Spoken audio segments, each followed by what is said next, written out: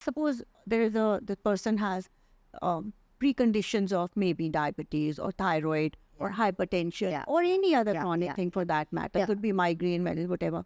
So any changes are required in that part also? Yes, definitely. Because actually, if you're planning a pregnancy, then if you have a chronic condition like, say, epilepsy, or you're on anti-tuberculous treatment or something, then if the pregnancy is planned, or if suddenly the pregnancy happens, we ask the patient to go and see that doctor, because certain medications are not suitable to be taken by pregnant women. And there are alternatives which can be, replaced.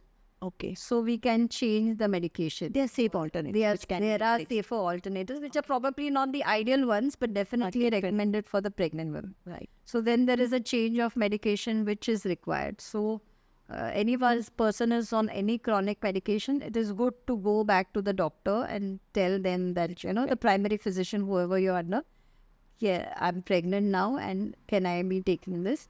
Of course, many times the gynecologist should be able to guide you. Right. But it is still better because the the medicines are getting so much advanced, and every time a new molecule comes, and absolutely, it may not be possible that for the gynecologist to know each and everything. So it's safer to go back and adjust the dosing and everything. So it is required that those doses are adjusted.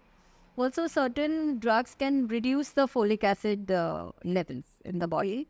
So then we need to give a higher dose of folic acid. So also if there are, previous history of a neural tube defect in a previous pregnancy, like a baby having affected, then also we need to give a higher dose of folic acid during the first trimester.